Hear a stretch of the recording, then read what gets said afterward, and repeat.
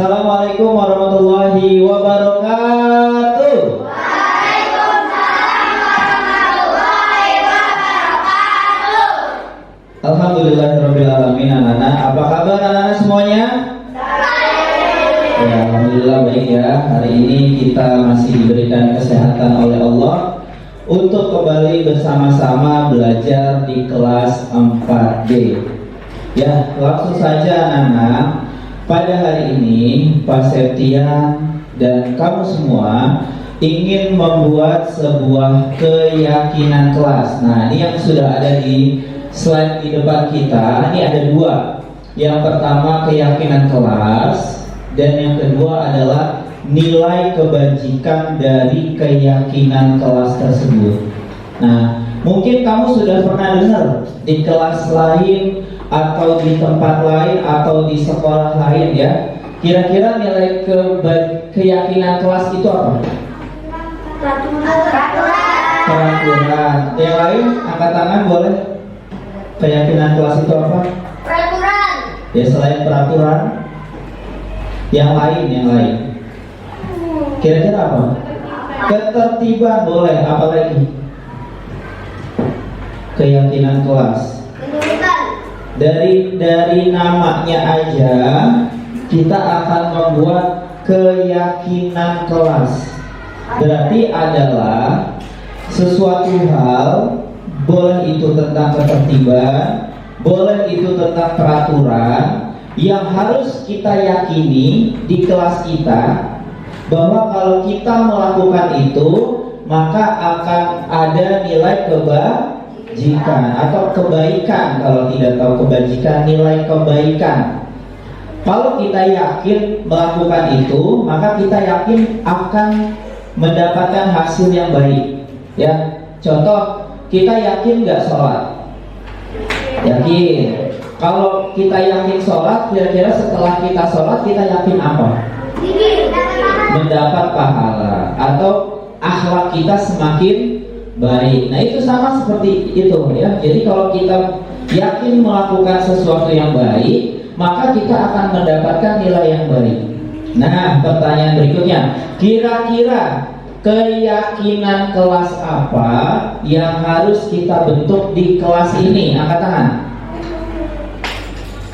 Keyakinan atau peraturan deh. Kalau keyakinan masih bingung, peraturan apa yang harus kita bentuk di kelas ini? Tertib apa? Kayak gimana? Langsung contohnya. Tertib saat belajar. Apa lagi? Betul, datang sebelum jam 7. Angkat tangan dulu. Apa? Jangan memotong perkataan guru. Jangan ngomong kata-kata kasar. Menggunakan seragam yang benar. Tidak boleh ngobrol saat belajar. Betul, itu adalah sebuah keyakinan. Kalau kita melakukan hal tersebut, maka kelas kita akan semakin tertib, akan semakin rapi, akan semakin terstruktur atau bagus. Nah, sekarang Pak Septian inginkan kamu menuliskan di stick note ini tentang keyakinan kelas apa yang kamu inginkan. Hanya satu saja setiap orang ya. Jadi kamu menginginkan apa di kelas ini ya. Boleh sama, tapi jangan sebahu banget samanya. Pastikan punya keinginan sendiri ya. Silakan kamu tuliskan di stick note ini. Sebentar Pak Septian bagi dulu.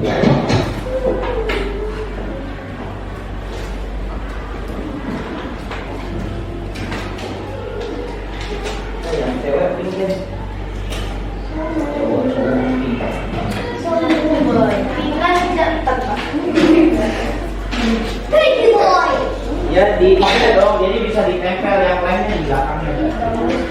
Nanti kalau kurang nempel pakai ini lagi. Dikasih nama boleh, nama panggilan aja.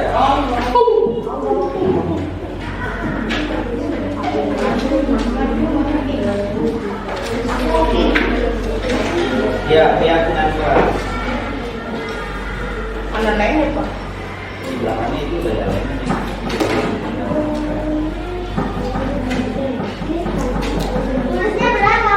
satu aja, satu orang. Kalau nggak nempel nanti pas saya tambahin pakai kayak kemarin.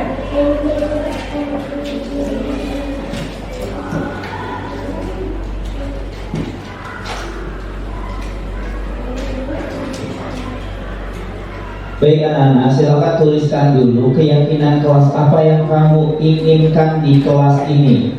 Kamu ingin kelas kamu ingin seperti apa? Ditulis dulu di situ.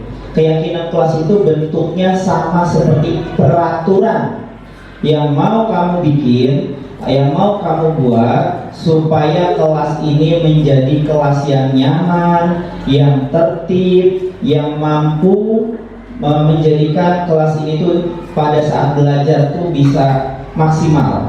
Ya, silakan dibuat.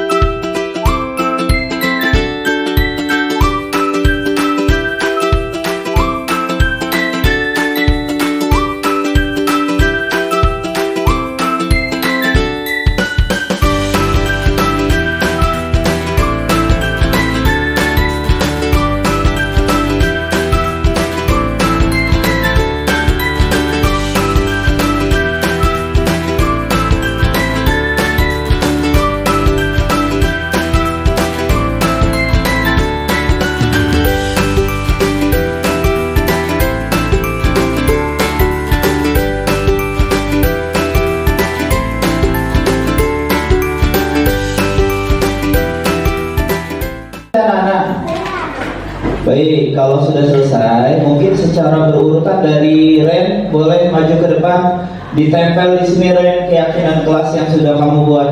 Ayo go, pelan-pelan aja, satu-satu, gak usah buru-buru. Silakan ditempel di sini.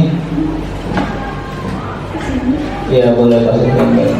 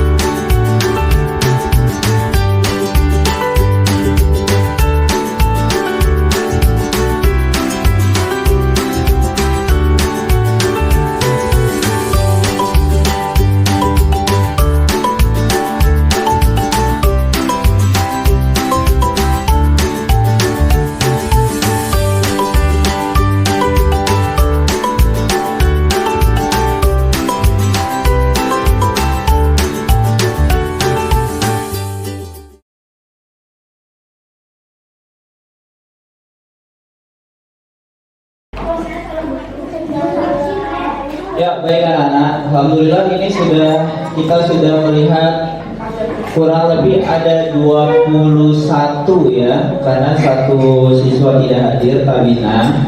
Berarti yang ada di sini adalah keyakinan kelas yang kamu inginkan ya, yang kamu inginkan untuk diterapkan di kelas ini. Nah, kira-kira ada yang mau bacain nggak? Yang warna biru yang atas dulu deh. Yang warna boleh Faruk deh. Ya. Naik ke atas saat sholat. Tidak berisik. Tidak boleh main saat belajar. Tapi dalam melaksanakan belajar di kelas agar kelasnya nyaman. Jangan iseng.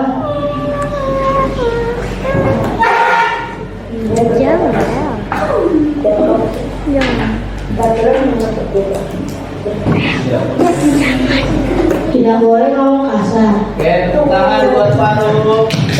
Ya, begini ya.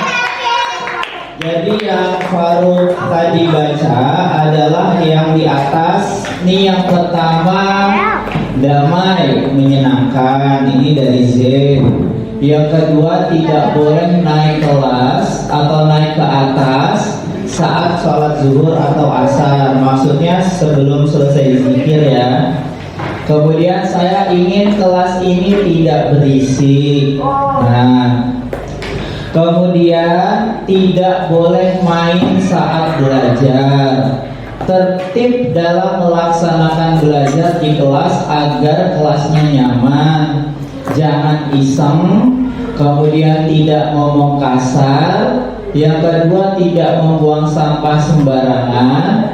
Tidak ngobrol saat belajar. Tepuk tangan dulu dong yang sudah memberikan masukan. Berikutnya, boleh yang nomor tengah dibaca. Perempuan deh, angkat tangan. Perempuan. Yaudah, Diandra yang tinggi ya. Silakan Diandra maju. Yang ini aja yang warna biru nih.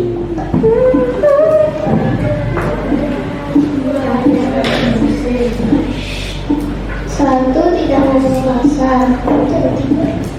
Dua, tiga, Dua, tidak bercanda saat belajar. Tiga, tidak memotong saat guru menjelaskan. Tidak berisik saat jam pelajaran. Tidak tidur saat pelajaran. Tidak berisik saat belajar. Mengerjakan piket kelas. Tidak memainkan mainan atau benda saat belajar. tepuk tangan dulu dong buat Diandra ya. Jadi ini masih dari anak laki-laki yang warnanya biru. Yang pertama, tidak ngomong kasar. Kemudian tidak bercanda saat belajar. Tidak memotong saat guru menjelaskan. Tidak berisik saat jam pelajaran. Tidak tidur saat pelajaran.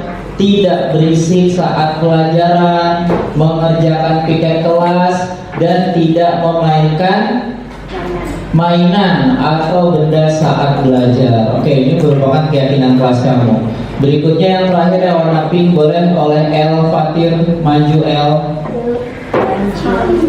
Silakan El disebut yang warna pink.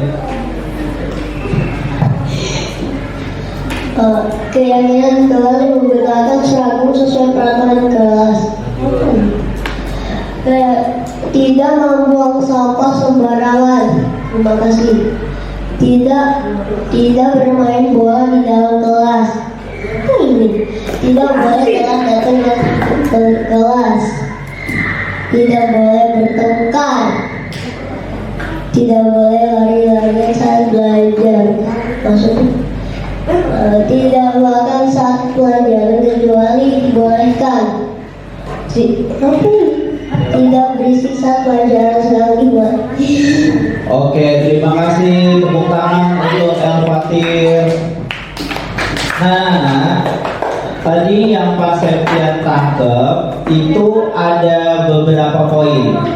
Poin yang pertama, poin saat di kelas. Poin yang kedua, saat di luar kelas. Poin yang ketiga adalah saat belajar. Perhatikan anak-anak ya. Dari semua keyakinan kelas yang sudah kamu bikin, ya, attention. Dari semua keyakinan yang kelas yang sudah kamu bikin, ini pasti memiliki nilai kebajikan. Nilai kebajikan itu yang tadi adalah kita yakini kalau kita melakukan, kita pasti akan menjadi jauh lebih baik. Nah, sekarang dari semua keyakinan kelas ini belum menggunakan kalimat positif. Ya, bukan salah, ini benar. Tapi belum menggunakan kalimat positif. Semuanya diawali pakai kata tidak. Ya. Jadi tidak itu bukan kalimat positif, tapi kalimat negatif. Maka kita harus ubah kalimat-kalimat kamu ini menjadi keyakinan kelas dengan menggunakan kalimat positif. Gak boleh pakai kata negatif. Kata negatif itu biasanya diucapin sama ibu-ibu kalau lagi marahin anaknya. Ih, gak boleh mainan ini, gak boleh mainan itu, gak boleh ini, jangan dipegang. Nah, itu gak boleh ada kata-kata tidak. Nah, di sini kan ada kalimat nih tadi dari temennya. Tidak boleh naik kelas saat sholat zuhur. Berarti kalau mau dijadikan kata positif kira-kira apa? Nggak boleh naik kelas. Kira-kira kata positifnya seperti apa? Dilarang. Kalimat positifnya siapa? Dilarang. Gak boleh ada kata dilarang, gak boleh ada kata tidak. Mengikuti sholat dengan baik. Nah, pertama, berarti kita dapat nih keyakinan kelasnya. Mengikuti sholat dengan baik tanpa ada kata tidak, ya. Mengikuti sholat dengan baik.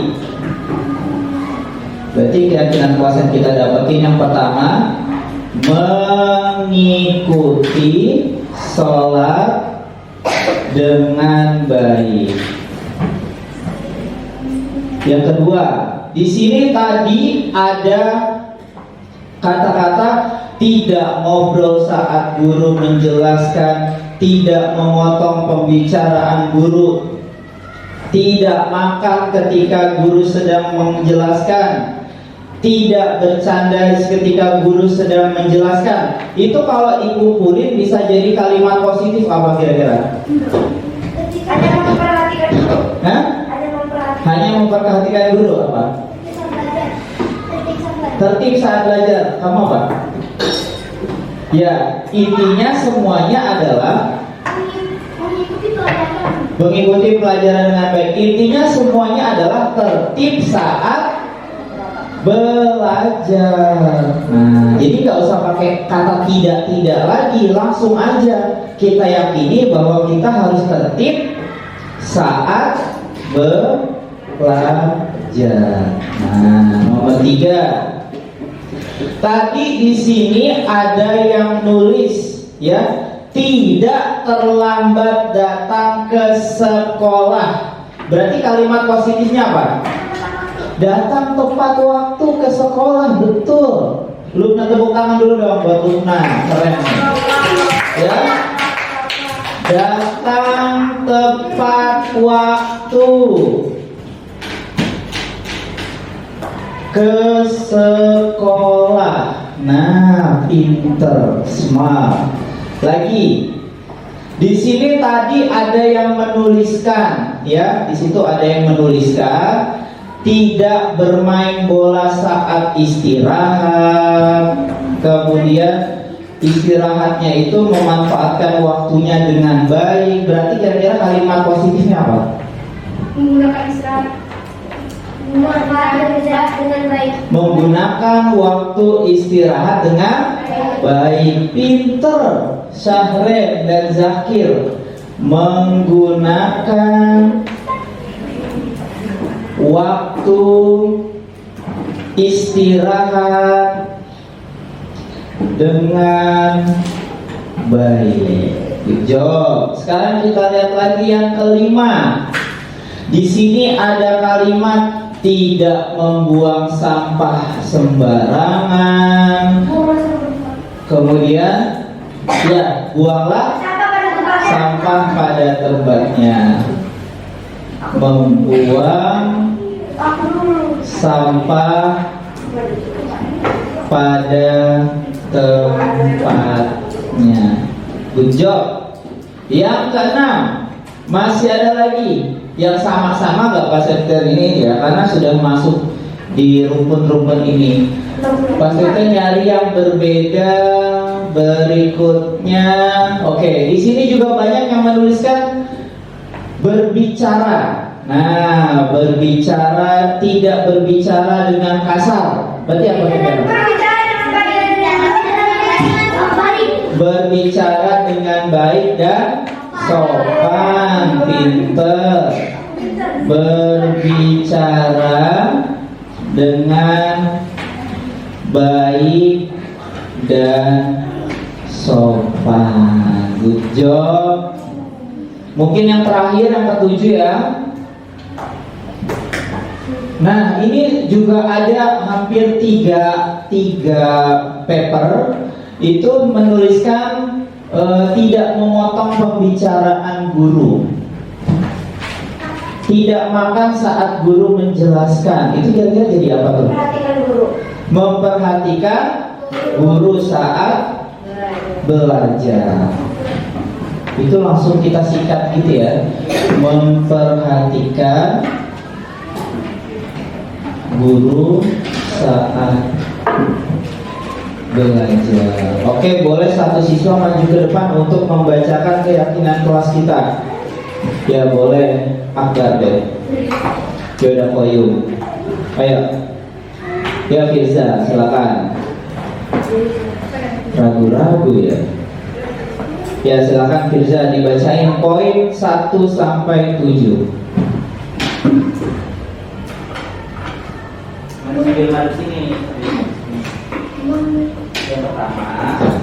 Yang pertama, mengikuti sholat dengan baik. Yang kedua, tertib saat belajar. Yang ketiga, datang tepat waktu ke sekolah. Yang keempat, menggunakan waktu istirahat dengan baik. Yang kelima, membuang sampah pada tempatnya. Yang keenam, berbicara dengan baik dan sopan. Yang ketujuh, memperhatikan guru saat belajar. Yeay, beri tepuk tangan untuk kita semua. Nah anak-anak, itu tadi adalah keyakinan kelas yang jika kita melakukannya, kita akan mendapatkan nilai kebajikan. Nah, kalau kita lihat satu-satu nih, mengikuti sholat dengan baik, berarti nilai kebajikannya apa? Nilai kebajikannya apa? Kalau temannya sholat dengan baik, maka nilai kebajikannya apa? Mendapat pahala, tapi lebih ke apa? Kenyamanan beribadahnya ya. Ini nilai kebajikannya nyaman, gak terganggu sama orang lain ya. Tertib saat belajar, nilai kebajikannya kenyamanan lagi. Datang tepat waktu, disiplin, pinter, nilai kebajikannya. Menggunakan waktu istirahat dengan baik? Bukan. Menggunakan waktu istirahat dengan baik, nilai disiplin, betul. Disiplin ya. Membuang sampah pada tempatnya? Disiplin, kurang tepat. Kebersihan, betul, bersih ya. Jadi nilai kebajikannya kebersihan. Berbicara dengan baik dan sopan, sopan santun, betul. Memperhatikan guru saat belajar, menghargai boleh. Tadi udah ada kenyamanan ya, menghargai. Masya Allah. Tepuk tangan untuk kita semuanya. Keren banget ya. Nah, anak-anak, tadi kita sudah menuliskan beberapa keyakinan kelas dan sudah kita buat dengan kalimat-kalimat positif. Kamu juga sudah paham nilai-nilai kebajikan apa saja yang terkandung dari keyakinan kelas ini. Nah, mulai sekarang ketika ada masalah atau ketika kamu lupa ngobrol saat belajar, lupa main bola saat istirahat, bukannya makan malah main bola, lupa kalau buang sampah sembarangan, maka di sini sudah ada keyakinan kelasnya. Nanti Pak Septian akan ingatkan. Syahrin, ingat gak keyakinan kelas? Oh iya Pak, ingat. Apa Syahrin? Jangan membuang sampah, tidak apa tadi? Membuang sampah pada tempatnya. Nah, terus Syahrin, oh iya Pak, saya baru ingat, ya saya salah Pak. Nah, jadi keyakinan kelas itu untuk mengingatkan kita apabila kita melakukan kesalahan. Perhatikan anak-anak, di dunia ini tidak semua orang benar. Kadang kita selalu ada aja kesalahannya. Kadang kita lupa, kadang kita hilaf, itu biasa. Tapi jangan sampai hilafnya setiap hari, lupanya setiap hari. Itu bukan biasa lagi, tapi udah luar biasa. Ya, anak-anak sanggup melaksanakan yang sudah kita yakini bersama? Sanggup? Oke, kalau Pak Septian tanya sanggup, kamu jawab saya sanggup. Sanggup? Sanggup? Sanggup? Bismillah, kamu juga wajib mengingatkan Pak Septian. Pak, jangan tidak membuang sampah sembarangan gitu, atau membuang sampahnya pada tempatnya Pak gitu ya. Jadi kita sama-sama mengingatkan sehingga keyakinan kelas ini akan memberikan nilai yang baik untuk kedepannya. Terima kasih anak-anak. Itu saja dari Pak Septian. Semoga kita dapat mengamalkan nilai keyakinan dan kebajikan yang telah kita buat. Billahi taufiq wal hidayah. Wassalamualaikum warahmatullahi wabarakatuh.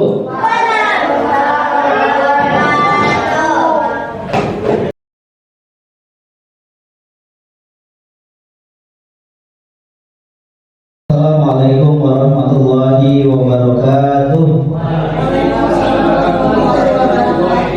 Ya, selamat siang Bapak dan Ibu guru hebat. Alhamdulillah pada kesempatan yang baik ini kita bersama-sama berkumpul di kelas 6D dalam kegiatan desiminasi. Desiminasi itu kalau di kurikulum Merdeka namanya praktik baik lah, ya. Praktik baik tentang budaya positif yang ada di sekolah kita.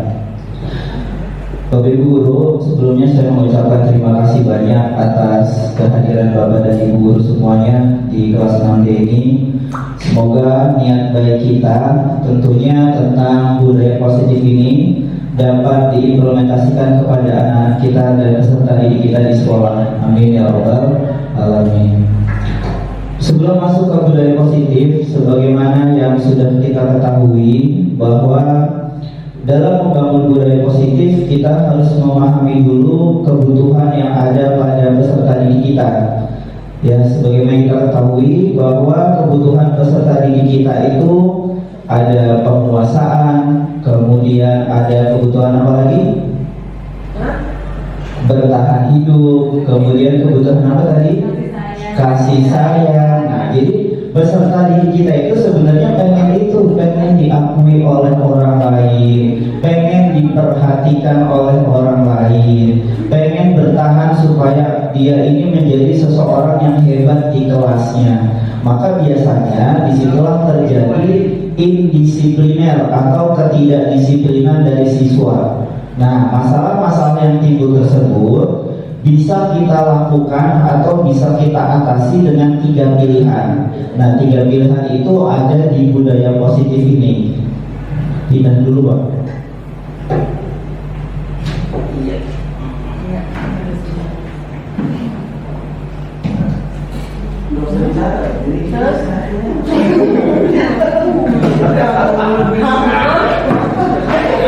Ya, jadi Bapak Ibu Guru, dalam menyelesaikan beberapa permasalahan yang ada di dalam diri peserta didik kita, maka kita akan menggunakan pendekatan yang dinamakan adalah pendekatan restitusi.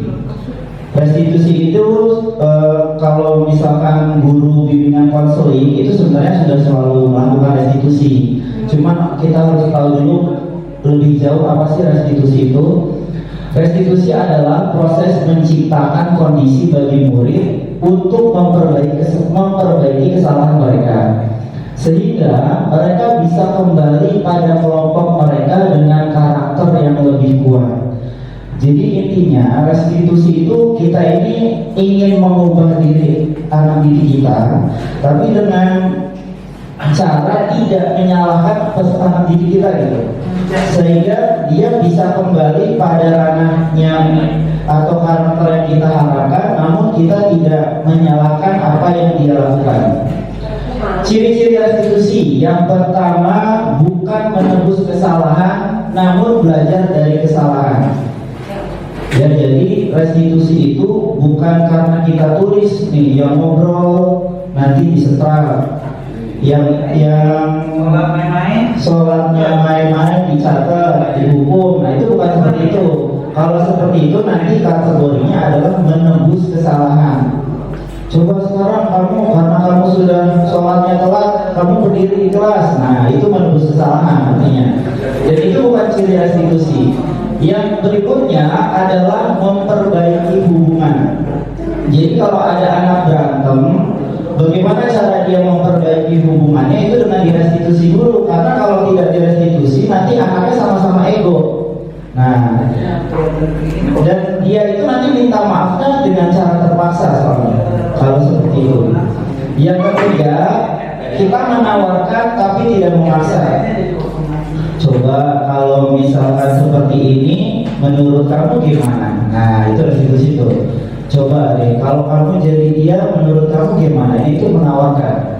Kemudian menuntun untuk melihat ke dalam diri peserta didik kita.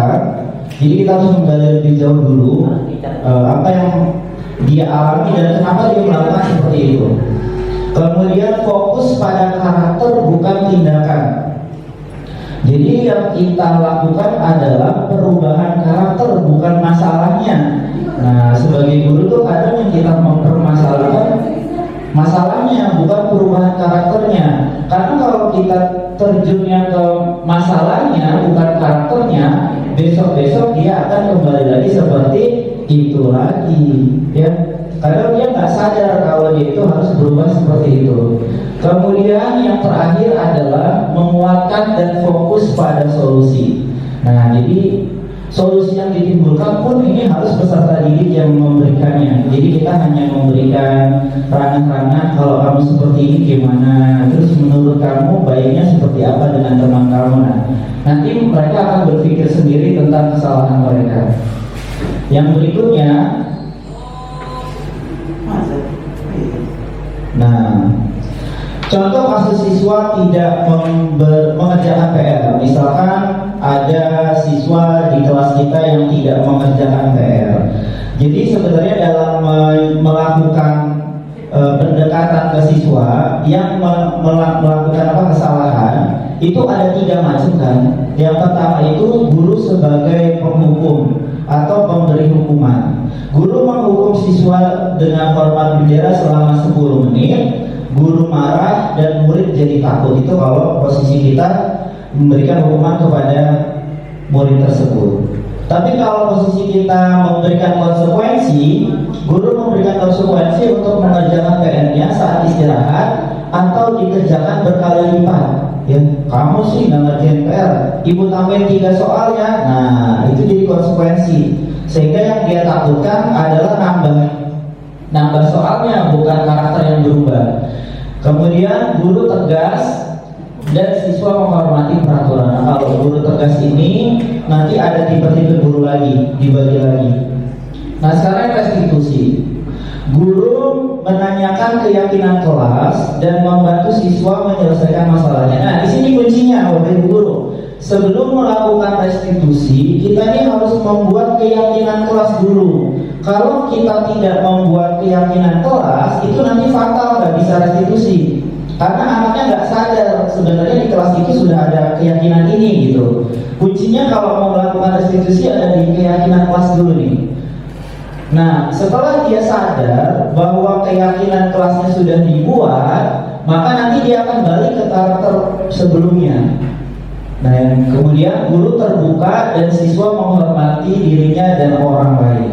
Nanti kita bantu. Nah, berikutnya adalah, nah, ini yang tadi saya bilang bahwa guru itu sebenarnya memiliki posisi kontrol. Nah, posisi kontrol ini sebenarnya berbeda-beda. Saya juga sebenarnya beberapa kali di ruang kolaborasi guru penggerak itu selalu berdebat nih masalah posisi kontrol. Yang pertama adalah posisi kontrol penghukum. Jadi kalau ada siswa bersalah, sontak kita langsung bentak hukum dia. Jangan berisik. Nah, yang berisik ke depan. itu langsung penghukum. Kemudian pembuat rasa bersalah. Kalau pembuat rasa bersalah itu biasanya gurunya ngulang-ulang terus kesalahan anaknya. Tuh, kamu sih ngobrol jadi gak fokus kan teman yang lain. Nah jadi si anaknya merasa bersalah. Nanti di sesi kedua teman yang ini udah gak ngobrol nih, anak yang ini kita ulang lagi. Nah jangan kayak gini nih.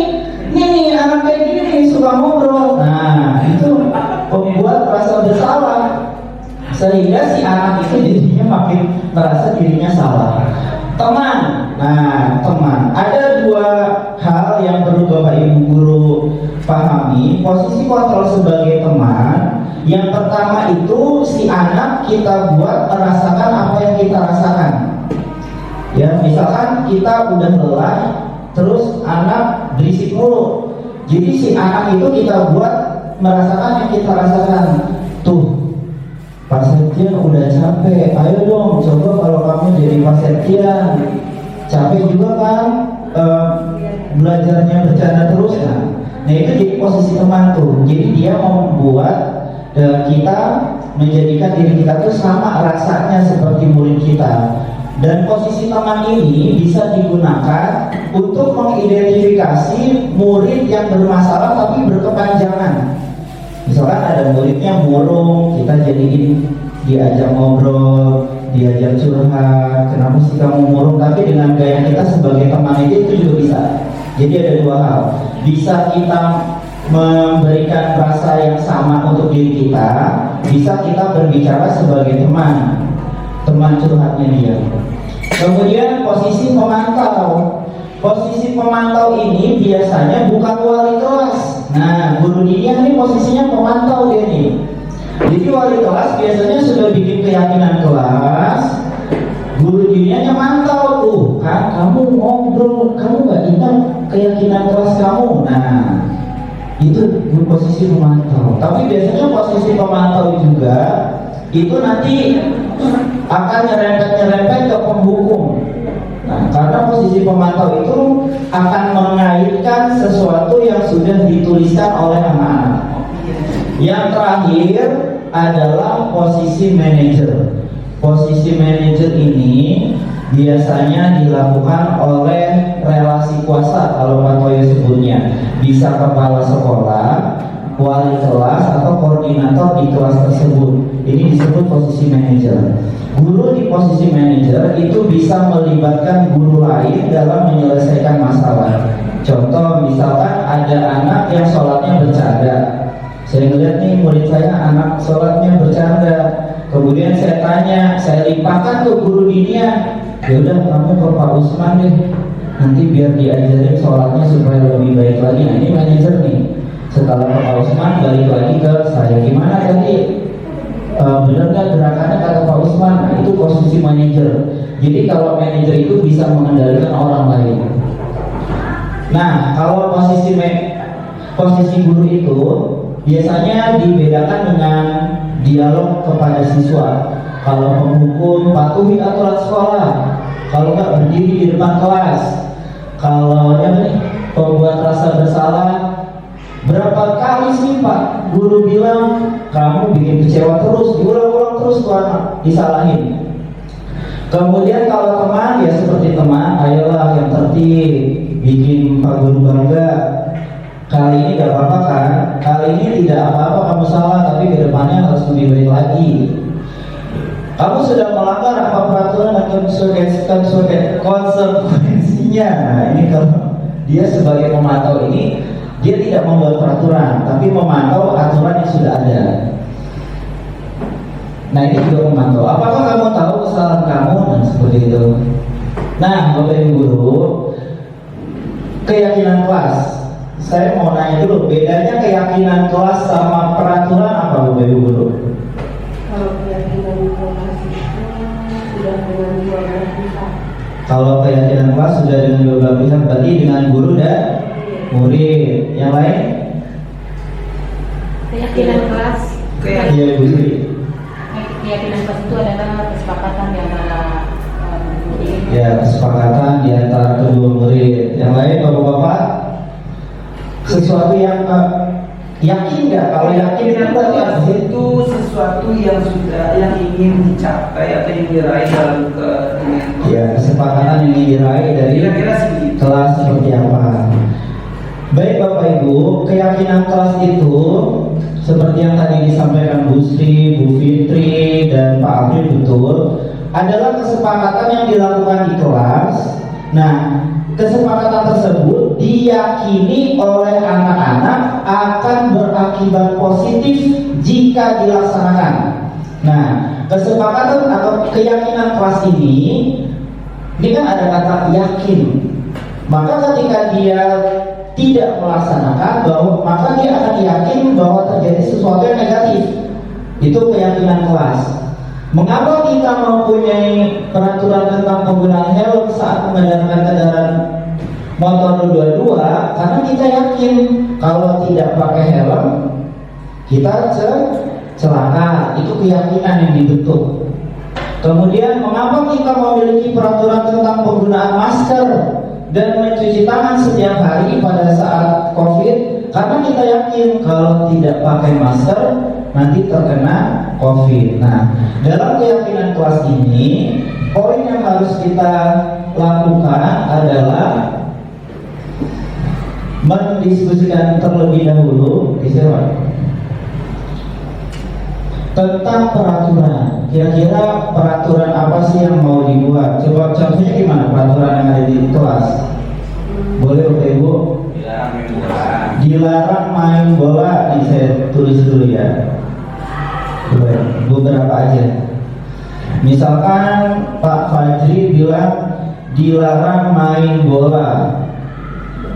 Dilarang main bola. Yang kedua, ini nanti anak-anak bikin tulisan ini dulu, Bapak Guru. Yang kedua apa? Buang sampah pada tempatnya.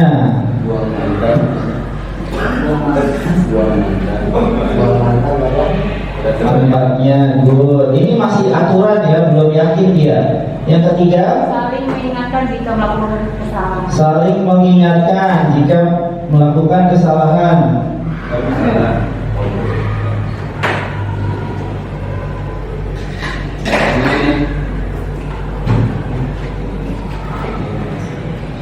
Saling mengingatkan jika melakukan kesalahan.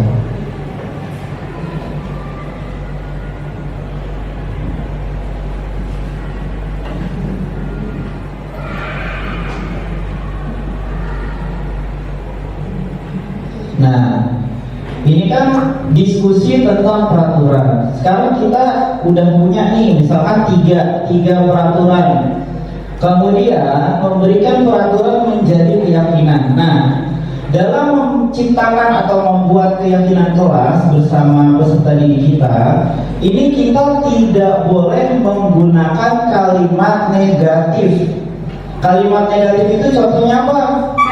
Tidak boleh berisik di kelas, ada kata tidak. Nah, tidak boleh jalan-jalan saat guru menjelaskan, ada kata tidak.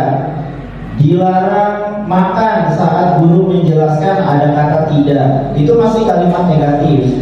Maka ketika anak-anak sudah menuliskan peraturan, kita rubah di sini menjadi kalimat yang positif. Dilarang main bola, kira-kira kalimat positifnya apa? Bermain yang aman. Bermain bola di lapangan.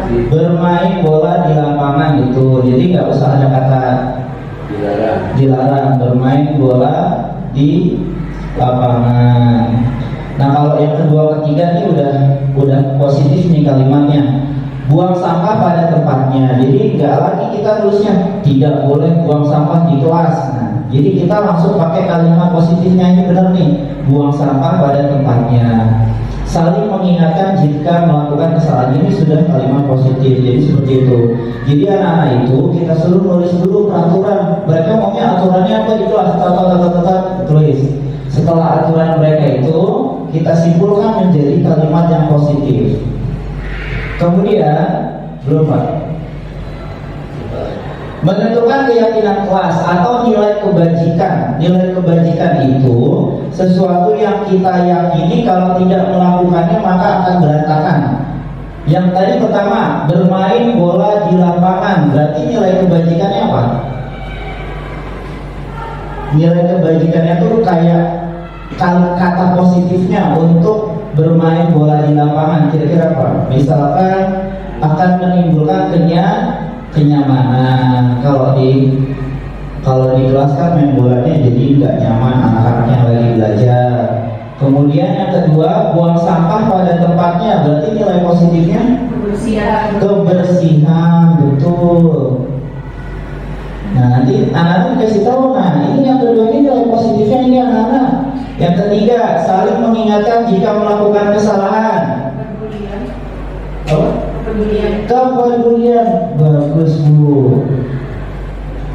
Nah, yang ketiga nih, kita harus peduli sama teman kita meskipun melakukan kesalahan. Jadi stepnya seperti itu.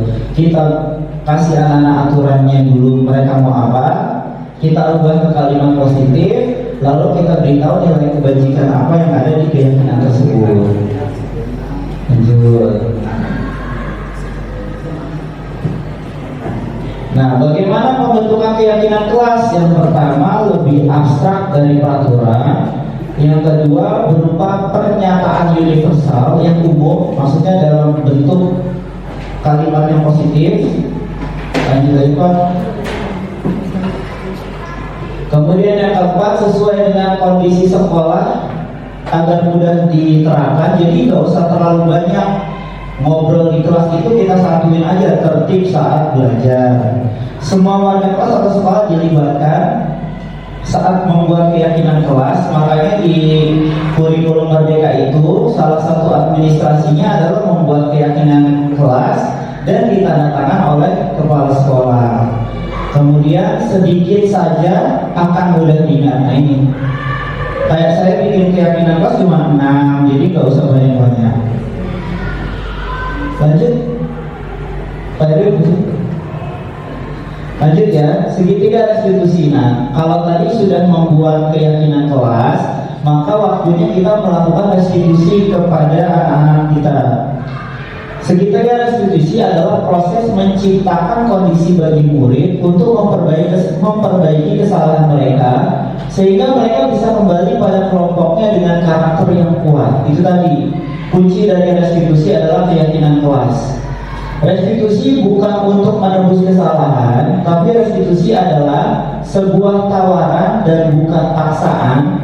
Restitusi fokus pada solusi dan dapat mengembalikan murid yang berbuat salah pada kelompoknya.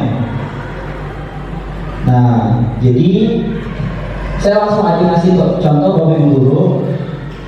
Ini ada 3 tahapan restitusi jika anak berbuat salah. Yang pertama adalah menstabilkan identitas. Tidak langsung menyalahkan siswa, semua pernah melakukan kesalahan. Jadi misalkan ada siswa yang tadi tidak membawa PR ke sekolah. Nah kita tanya dulu, nah kenapa kamu tidak membawa PR? Baru kan dia jelasin tuh, iya Pak, tadi saya datangnya terlambat kesiangan, jadi PR-nya ketinggalan di rumah. Baru kita balas, oh begitu. Nah, jadi semua orang itu memang pernah melakukan kesalahan. Kamu ingat gak keyakinan yang sudah kita tulis? Baru masuk ke sini nih. Oh iya Pak, saya ingat bahwa kita ini harus mengerjakan tugas dari guru. Nah, setelah ingat, baru yang terakhir adalah kan tadi mengingatkan tentang keyakinan itu validasi tindakan yang salah. Karena dia salah, ada di keyakinan kelas itu. Nah baru yang ketiga menanyakan keyakinan dari kesalahan siswa memperbaiki kesalahannya. Nah kamu percaya nggak dengan keyakinan kelas yang sudah kita buat? Iya Pak, saya percaya. Nah kalau kamu percaya, kira-kira berikutnya kamu akan seperti apa? Nah baru tuh nanti siswanya, oh iya Pak, saya tidak akan mengulanginya lagi. Nah seperti itu. Jadi posisi restitusi itu sebenarnya seperti kita sedang memberikan bimbingan konseling kepada peserta didik kita yang melakukan kesalahan. Lanjut Pak Erwin. Nah ini mungkin Pak Erwin yang menjelaskan karena Pak Erwin yang langsung terjun. Baik, Teman-teman, masih ada waktu ya, harusnya kita punya sesi tanya jawab. Sangat luar biasa sekali buat Pak Elwin dan Pak dalam menyampaikan materi restitusi. Sebelumnya saya pernah mendengar juga ada yang namanya restitusi restitusi.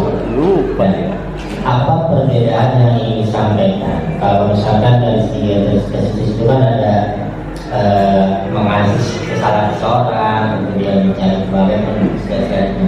Kemudian apa bedanya dengan apa yang disampaikan tadi?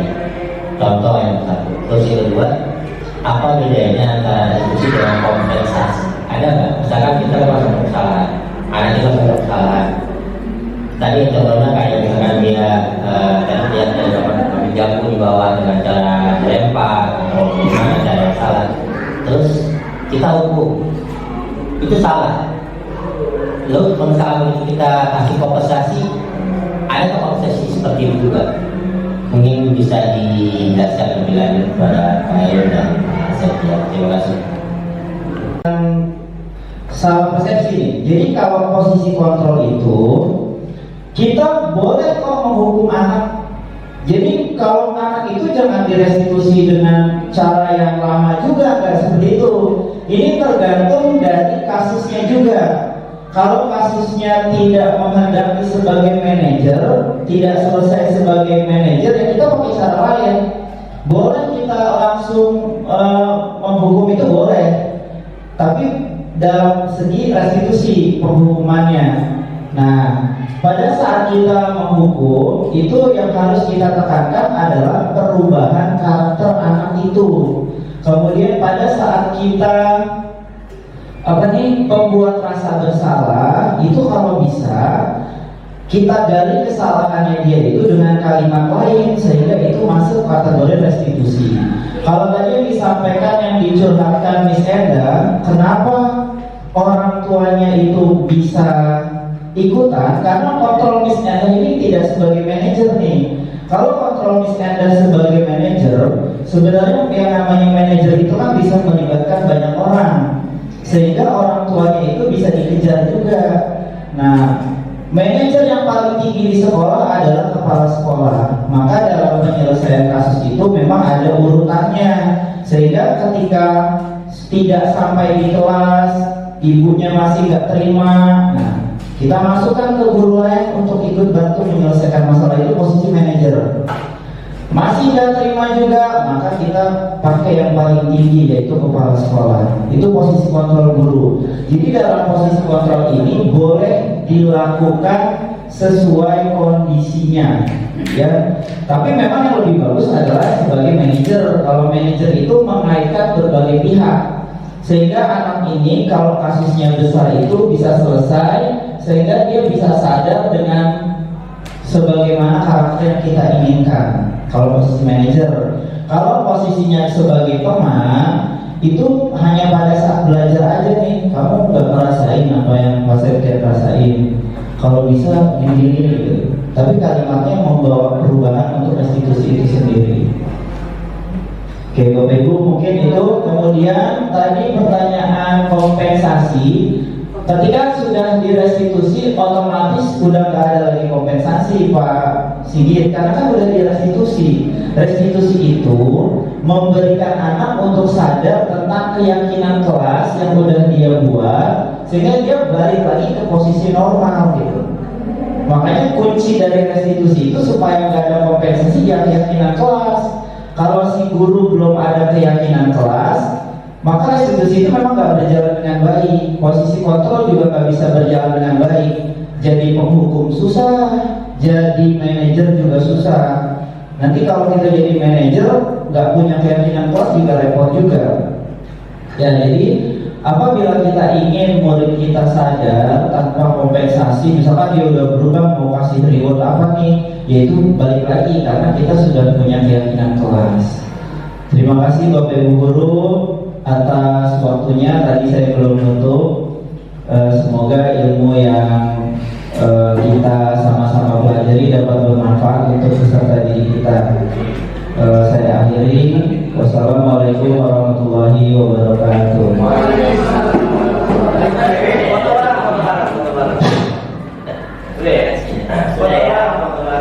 Udah ini kita. Udah. Pura-pura doang.